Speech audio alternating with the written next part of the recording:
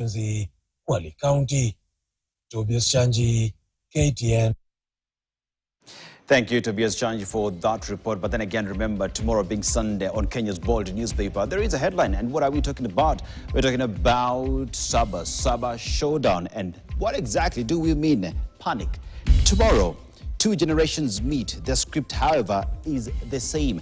As SabaSaba returns, the old generation will relive memories, but Gen Zs aren't commemorating but fighting for a future they feel is being jeopardized by those in power. With schools shut, businesses closed, and high security alert, they come to braces for a reckoning.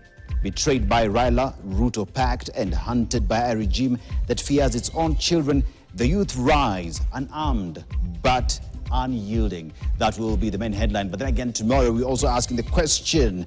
Questions emerge over Raila's 2027 plan. Will he be on the ballot? Will he be supporting President William Ruto, or will he be fronting somebody else? Will ODM be on the ballot? Be part of that conversation. Get yourself a copy of Kenya's bold newspaper, The Sunday Standard, with all that, including opinions from one Barack Muluka on church matters, which is a big headline, big conversation in the country, and the killing dream, talking about the police brutality in the country. All that on Kenya's bold newspaper.